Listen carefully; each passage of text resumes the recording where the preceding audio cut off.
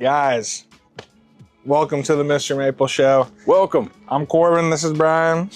Today, we're gonna be talking about 10 of the 20 awesome trees dropping today on the MrMaple website at 10 a.m. Eastern Standard Time.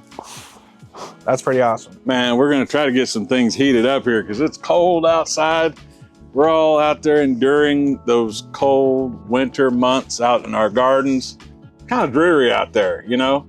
Kind of like, you know, you look out there, you think, man, I need to add a few more things in my garden. That's where I'm at. All the leaves are gone, so it kind of leaves you this canvas to let you know what you need to do to add some things to your garden. We got a great lineup for you guys. Excited to get in here and talk about some cool plants.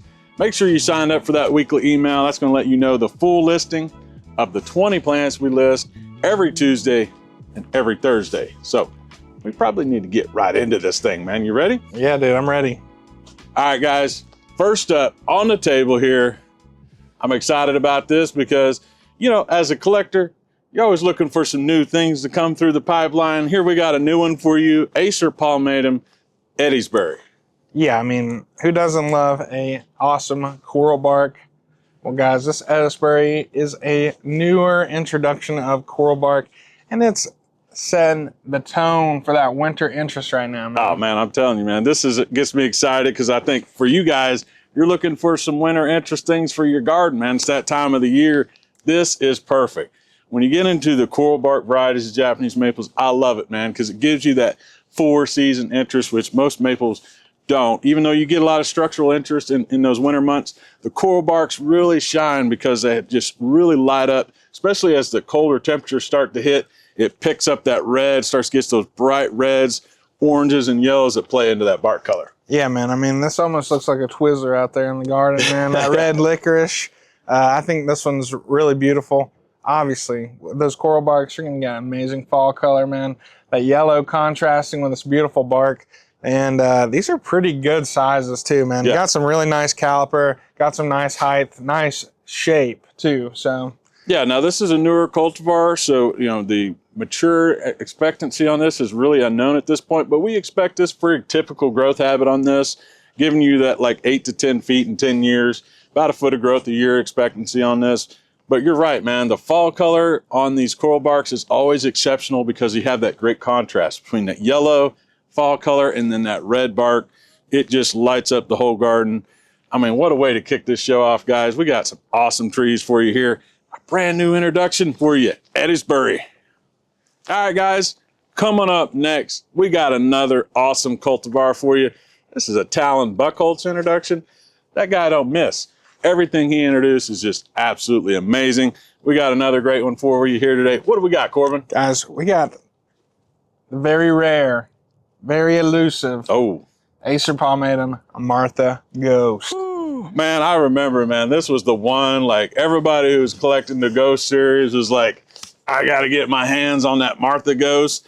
This was one that Talon kind of quit producing for a long time, you know, had it in his series there, the Ghost series, but one that kind of fell away, and now we're trying to get that back into production. Exciting to kind of get this back out there, get it more available. Really nice shades of pink on this thing. I love those reticulated veining on those reticulated types. Really interesting style of leaf.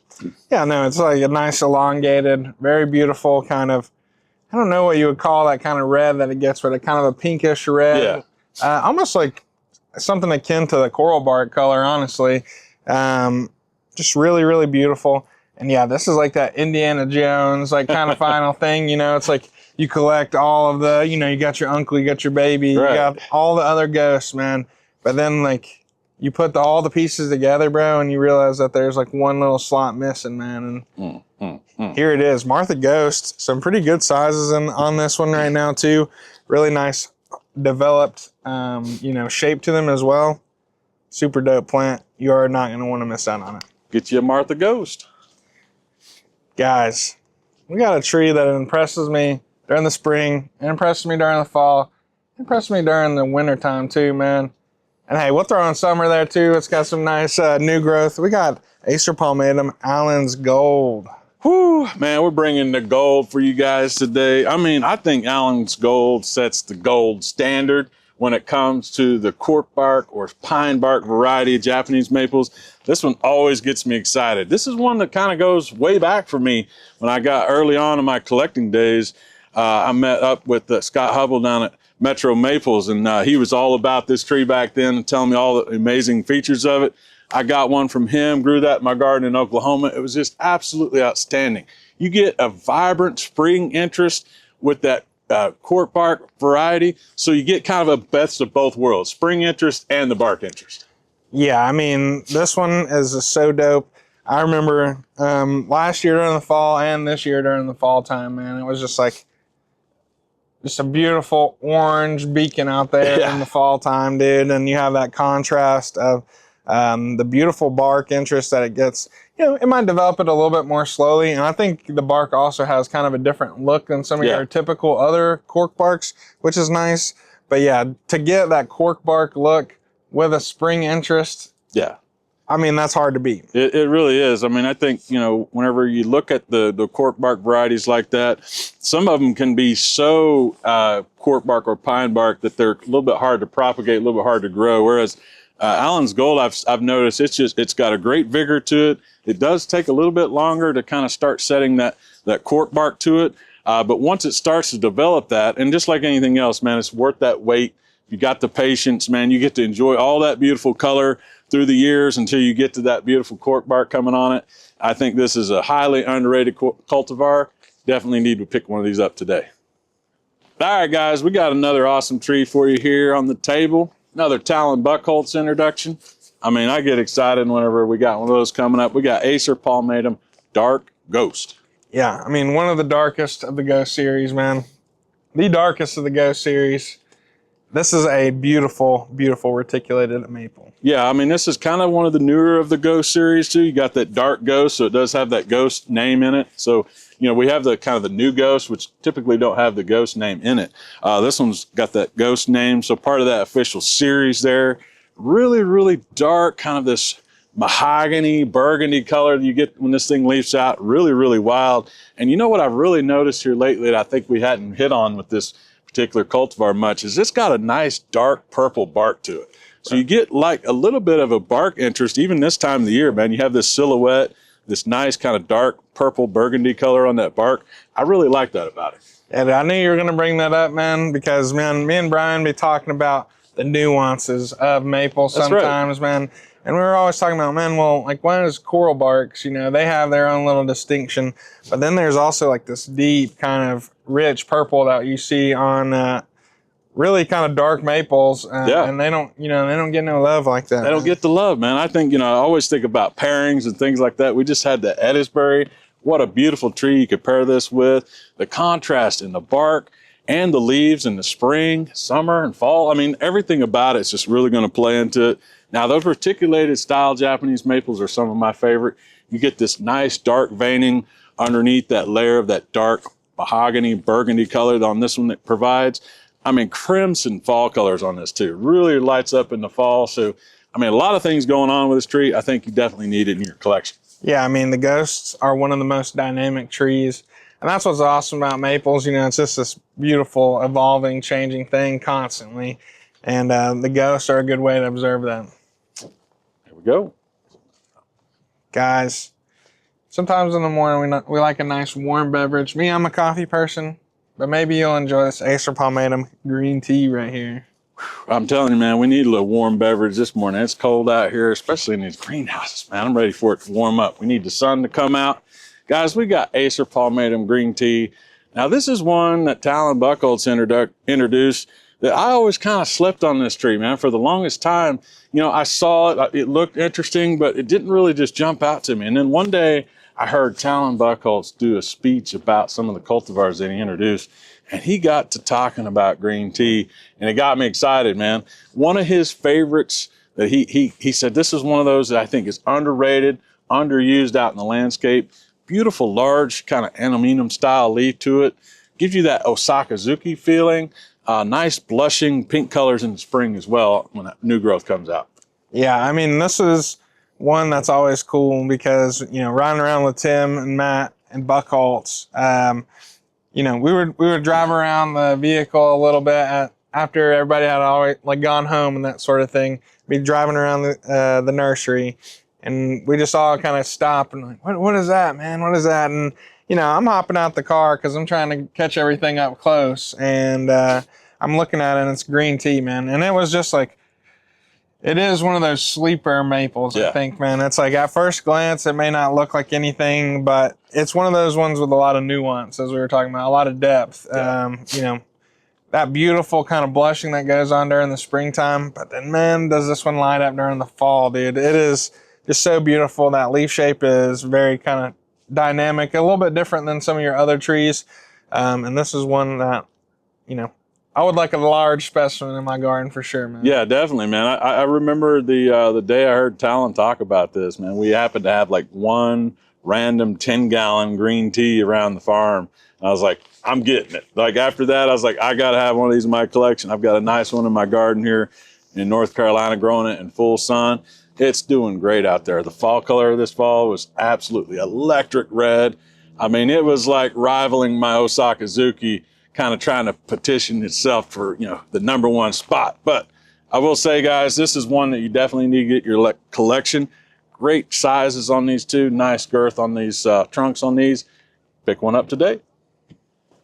All right, guys, we got another awesome tree lined up for you here. We're taking it back old school right here, going back to the OG, Mr. Maple OG Norman. This is a chance seedling found by Norman back in the day. We got Acer Palmatum Blackbeard's Gold. And if you don't know who Norman is, bro, that's the OG Mr. Maple, man. That's right, man. You know, Matt and Tim are his little seedlings, bro, and they are, you know, grew MrMaple.com into the, you know, the awesomeness that it is, but he was the start of it. And this is a tree that is pretty awesome. I've seen the mature specimen of this thing right near the Area 51 collection, and it is one that I think was kind of slept on. You know, obviously it was a big tree. It sat there as a seedling for a long time, but then finally Matt and Tim grafted it, got in production, and now we get to enjoy it, man. Yeah, really, really unusual tree. This one gives you some nice kind of pink spring colors and go into those reds, kind of mahogany tones in the summer, and then yellows, bright yellows in the fall, which is kind of interesting to get a red that goes to those yellow colors. There are a few other cultivars out there. This one's got a nice big leaf on it too, kind of that Matsumura style. I absolutely love this tree, man. This is, I think whenever it comes to a story behind a tree, sometimes that goes a long way for me, especially as a collector. And to me, I want to be a part of the history of Mr. Maple. You know, like that's what I've always been a huge supporter, even before I worked here. But just to think of the history behind this and knowing that's kind of part of their family tradition and I get to have it in my garden, in my collection, I love that about trees, man. Yeah, Blackbeard's Gold is just such a beautiful tree. Kind of in that medium growth range, which is nice. You know, it's going to be really nice and manageable, easy to prune on in those beginning years to kind of really set the structure. Nice semi-pendulous form. I always love trees that kind of reach across the landscape, you know, as they kind of get a little bit of height to them. And yeah, this tree, man, those reds, like that green kind of red color that we see to that purple, it's so nice to get up right up underneath of it and look at that sun pass through. It's going to be creating so many different colors. But then yellow, man, as that slowly starts to kind of overtake that red color, is just super dope. This is one that you're going to enjoy the fall for sure. Guys, this is an awesome broom Japanese maple for you. If your name's Vic, this might be a good one for you. We got Acer Palmatum Vic's broom right here. Guys, I love the broom style Japanese maples. Now what we're talking about there, that's a witch's broom, which is a mutation found on a tree that creates this dwarf kind of compact habit to it. Now this one's really, really nice. It's got a nice red border to a small green leaf, really tight, compact, dense habit to it. I would love to see this one in like a container, something up on the patio. I really like container gardening because it allows you to move them around and kind of enjoy them in different places in your garden. It kind of gives you time too to think about where you're going to put it long term. If you're thinking about putting it in the ground, putting it in a container at first kind of allows you to move it around and play with it a little bit. Yeah, this is an awesome, you know, tight, dense, kind of spring interest green broom. I know that's a lot of stuff going on right there. But yeah, this has a nice red border around a green leaf during the springtime. It's that beautiful broom. So, you know, it's going to give you that tight, dense habit that you love. Yeah, container gardening with a broom is always nice, you know, because, yeah, sometimes you got to find that perfect spot out there in the garden. I think using the container is a great way to do that. And Vicks broom is one you're going to really enjoy during the fall time too, as that kind of dense habit starts to emerge with a beautiful, you know, oranges to yellow fall color. Yeah, really, really vibrant fall colors on this. Kind of different too. You get more of those like yellow tones into that fall color, which is really exciting for that. Also one that's really slow growing too. So we got some good size 1 gallons of this already. This is only getting about 3 to 4 foot in 10 years. So definitely a smaller size tree if you need it to, you know, squeeze some color up by the house somewhere or in a little garden bed, and you don't have to worry about it getting too big for your space. I love the dwarf Japanese maples, and I think Vicks broom gives you kind of some exciting spring interest, and then kind of that finale with the golden yellows in the fall. Perfect. All right, guys, we got another awesome tree lined up for you here today. We got Acer Palmatum Incognito. Yeah, this is an awesome one that kind of combines a bunch of different other varieties in combination to make an awesome tree. This is kind of like that mix of that Shishigashira plus that Teriyama, put them together. Yeah. You got a similar shaped leaf as Teriyama, similar kind of dark, really dark color, with that Shishigashira kind of tight vibe that's going on there. Beautiful tree. Yeah, absolutely. I love the leaf on this. It's got a really nice smaller leaf. When it leafs out, a light green with a little bit of a border to it, a little bronzing border to it in the spring. Going to a nice dark, kind of this dark hunter green to it. Nice serrated edges on those leaves too. I like kind of getting into the details. We talk about that a lot. Sometimes, you know, it's easy to just kind of make blanket statements, but the details is where this tree really shines. It's got a nice leaf to it, kind of curls and twists just a little bit, kind of like Shishigashira. Gives you those vibes for sure. And then kind of the big finale on this one is some bright red fiery fall color on this thing, lighting this thing up. Yeah, I love the texture that this one creates in the garden. You know, put this in maybe a flat corner that you got. Maybe it's hard to kind of put other things in there. Right. You put this in there, add a lot of texture. It's going to make that corner maybe visually interesting. And this is going to have a nice kind of cathedral-like growth that's going to only get about 6 to 8 feet in 10 years. Yeah. So very manageable tree for some of those smaller gardens. Definitely one that, you know, if you're kind of you already got a lot of the Shishigashira types or Teriyama, some of those, and you need something a little outside of that box but still in the same vein, pick you up an Incognito. Guys, Acer Palmatum, Van Essence Gold. I'll tell you what, man, we've been setting the gold standard today. We got like a bunch of cultivars with gold in the name. So apparently you need to add some gold to your garden, guys. We got Acer Palmatum Van Essence Gold for you. I like this one, man. This is a newer one for me personally that I've had a chance to grow. I've got this one in a container at home. It's been a really nice performing tree for me. Good vigor on this one as well. I love the Matsumari style leaf. It's one of my favorite styles of leaf. When you get into the different cultivars, kind of my attention is always drawn to that Matsumari style leaf. Yeah, definitely. This is a nice kind of Katsura type with a very elongated, you know, almost strap-like leaf. Really, really dynamic through that springtime. But then we were seeing those pictures on the fall time that we got there, man, and it's looking almost Myaku-Jaku, like how that fall color is kind of turning in the leaf, which I think is awesome. Really, really dynamic fall color on this. I've seen a lot of variation with it too, so it kind of depends on what kind of sun and shade ratio you get on that color. You can get some nice golden yellow colors in the fall, but then you can get all of these splotches, and it's kind of like tie-dye pattern with some reds and yellows, oranges splattered together. And with that texture of the leaf, I think it makes it kind of stand out to me. You know, if you think about a lot of the other cultivars, I think if you put Van Essence Gold out there in that mix, it would definitely stand out with that style of leaf, the texture, and then that nice kind of like that golden bronze color you get in the spring when this thing first leaves out really plays into the overall effect and kind of just display of color this thing can provide. Yeah, man, I'm thinking like Blackbeard's gold plus that Van Essence Gold, man. That'd be like a nice little back and forth throughout the whole entire year. Beautiful, awesome cultivar. There we go. All right, guys. last but not least, we got another awesome tree for you. We got some Acer platanoides Princeton Gold.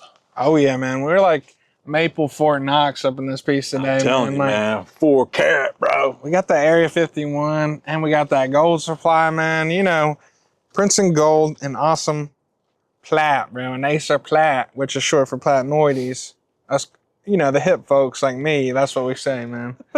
But yeah, Princeton Gold, a beautiful, just like highlighter yellow color in the spring. Yeah. And like this thing, it kind of just like pulls your eyes to it, man. It's like a giant beacon up in the sky out there. Yeah, definitely, man. I love the Norway maple leaf. They're a big, huge leaf. And with this thing being that golden color, it's just like adds the, you know, just the aesthetic of it. It's just so enormous. I mean, I remember you telling me about the one you seen out at Buckholtz, man. Like, I saw the pictures that we have online, and it's just such a dynamic presence. This huge blotch of golden yellow color out in the garden, making everything else stand out.